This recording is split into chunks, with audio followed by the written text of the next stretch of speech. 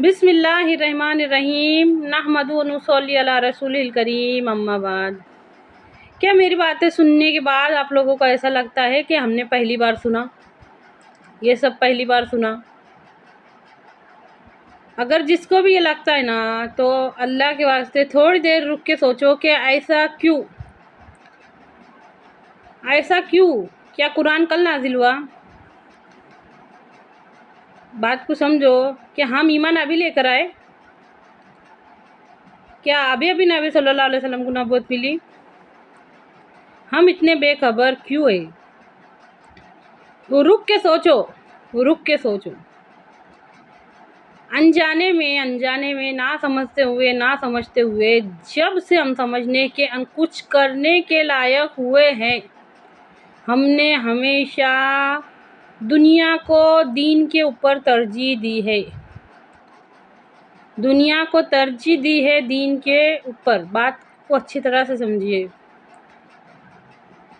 अगर हमने हमारी समझ को, हमारे इरादे को, हमारे इख्तियार को अल्लाह के वास्ते लगाए होते, अगर समझे होते तो ज़रूर लगाए होते। अगर जिनको ये लग रहा है कि हमने पहली बार सुने, तो फिर इतने दिनों से कहाँ थे? हम इतने बेखबर क्यों है, ये सवाल करो अपने आप से।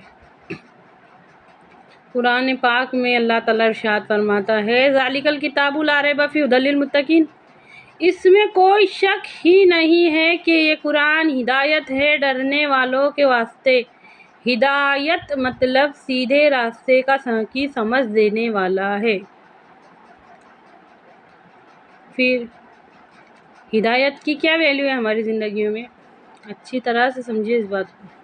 सुबह सो के उठने से लेके रात सोने तक हम कौन कौन से अमल कर रहे, उसमें से कितना अल्लाह को राज़ी कर रहे और कितना नाराज़ कर रहे, इसमें गौर करो। बेदीनी क्या है? अल्लाह की नाफरमानी बेदीनी है। अल्लाह के उसूलों को तोड़ना बेदीनी है। हमारे नबी सल्लल्लाहु अलैहि वसल्लम के उसूलों को तोड़ना बेदीनी है। अल्लाह के वास्ते बात को समझो। अभी थोड़े दिनों पहले मैंने एक वीडियो बनाई थी 100 की एक बात। उसमें मैंने कहा था कि अगर मैं यहाँ से शुरू करूँ कि हमारे नबी सल्लल्लाहु अलैहि वसल्लम मकरूज़ का नमाज जनाजा नहीं पढ़ाते थे, अगर उनको ये पता चल जाता कि ये इंसान के ऊपर बहुत कर्ज चढ़ेला है, तो वो फरमाते, हुज़ैफा तुम पढ़ा लो। अच्छी तरह से समझिए इस बात को। ऐसा कौन है आजकल के ज़माने में जिसको कर्जा नहीं रहता? अगर मैं यहाँ से शुरू करूँ, इसका मतलब क्या है कि मेरा दिल ये है कि मैं दीन को जानबूझ के छुपा रही? नहीं, हरगिज़ भी नहीं। बात को अच्छी तरह से समझिए। एक सवाल अपने आप से भी पूछो और गौर करो इसमें गौर करो कि ये नौबत आती क्यों? धोखा देने की नौबत आती क्यों? झूठे बातें करने की नौबत आती क्यों? बेरहमी करने की नौबत, जुल्म करने की नौबत, ये सब आ रही क्यों? ये हम ऐसे बुरे से बुरे क्यों बनते चले जा रहे हैं? अपने आप से सवाल पूछो। हर इंसान के अंदर अल्लाह रब्बुल इज़्ज़त ने ताकत रखी है। अल्लाह रब्बुल इज़्ज़त ने ईमानी पावर रखा है। मतलब चिकनी सड़क है, उसके ऊपर से फिसलते चले जाएंगे तो सहारा देने के लिए वहाँ पे कुछ चीज़ है, कुछ ना कुछ पकड़ के इंसान उठेगा, खड़े रहेगा। वो हमारी ईमानी ताकत रहेंगी। तो हमारी ईमानी ताकत कहाँ है? हमको अल्लाह क्यों नहीं याद आ रहा? याद करने का उसकी ताकत को, उसके पावर को, उसकी कुदरत को याद करने का। अच्छी तरह से समझिए इस बात को। उसको याद करने का जो दिन के बाद रात को, रात के बाद दिन को निकालता, जिसने सूरज बनाया, जिसने चाँद बनाया, उसको याद करने का। उसको याद करने का बार बार, जिसने हमको हमारी आँखों को देखने की ताकत दी, कानों को सुनने की ताकत दी, ज़बान को बोलने की ताकत दी। उसको याद करने का जो हमारी सांसों को चला रहा, जो हमारे दिल को धड़का रहा। बुरे से बुरा इंसान बनते चले। ये ताल्लुक़ है ईमान का इस्लाम से। ईमान का इस्लाम से ये ताल्लुक़ है कि हर इंसान के अंदर अल्लाह रब्बुल इज़्ज़त ने कि मेरा बंदा बचने के वास्ते उसके पास ईमानी पावर रहेगा। ہمارے ایمانی پاور ہم نے ختم کر دیے، پوری طرح سے پوری ختم کر دیے۔ نوبت ایسی نوبت آ جا رہی، دھوکے دینے کی نوبت آ جا رہی، بے رحمی کرنے کی نوبت آ جا رہی، ظلم ہو رہا، حد سے زیادہ ظلم ہو رہا، حد سے زیادہ بے حیائی ہو رہی، یہ سب ہمارے معاشرے میں پنپ رہا۔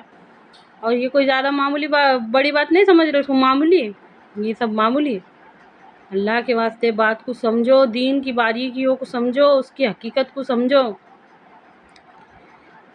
انشاءاللہ اگر مسلمان چاہے نا تو ایسی معاشرت قائم کریں گے، ایسی معاشرت قائم کریں گے کہ نہ کوئی کسی سے بے رحمی کرے گا، نہ کوئی کسی سے جھوٹ بولے گا، نہ کوئی کسی سے حسد رکھے گا، نہ کوئی کسی سے نفرت کرے گا، نہ کوئی۔ اور یہ تو سیکھ تھی نا ہمارے نبی صلی اللہ علیہ وسلم، یہ تو سیکھ تھی، یہ تو سکھائے تھے، یہ سب ختم کرنے کو تو بھیجے گئے تھے نا ہمارے نبی صلی اللہ علیہ وسلم۔ اگر انشاءاللہ ہم سب نے ایسا چاہے نا تو ہم ایک ایسا معاشرہ بنائیں گے جس میں غریبوں کی عزت بھی ہوں گی، غریبوں کو مدد بھی ہوں گی، کالے گھورے کا فرق بھی ختم ہوگا۔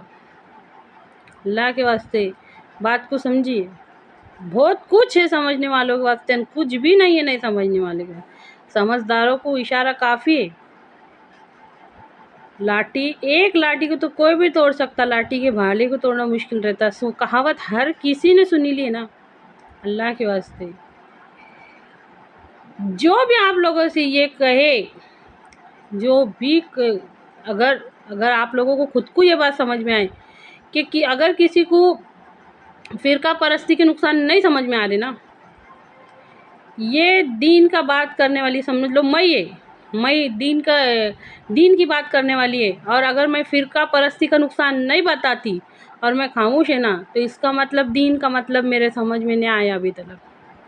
اس کا مطلب جو بھی یہ کہتا ہے نا کہ فرقہ پرستی میں نقصان نہیں ہے، اس کا مطلب یوں سمجھ لو کہ دین کا مطلب اس کے سمجھ میں نہیں آیا، کیونکہ یہ سب کب ہوگا؟ جب ہم جڑیں گے، جب ہم ایک ہوں گے۔ ہمارے نبی صلی اللہ علیہ وسلم نے سب سے پہلے ایک کرے تھے، اس کے بعد ہوا تھا سب کو، اس کے بعد معاملات بنا کے بتا کے چلے گئے، اس کے بعد معاشرات بنا کے بتا کے چلے گئے، اس کے بعد اخلاقیات بنا کے بتا کے چلے گئے۔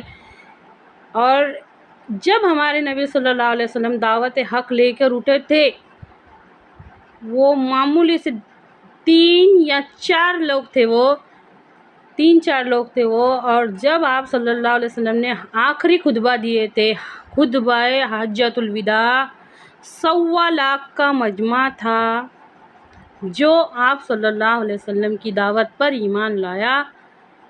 اچھی طرح سے سمجھیے اس بات کو۔ اے اللہ کہنے اور سننے سے زیادہ عمل کی توفیق دے، آمین۔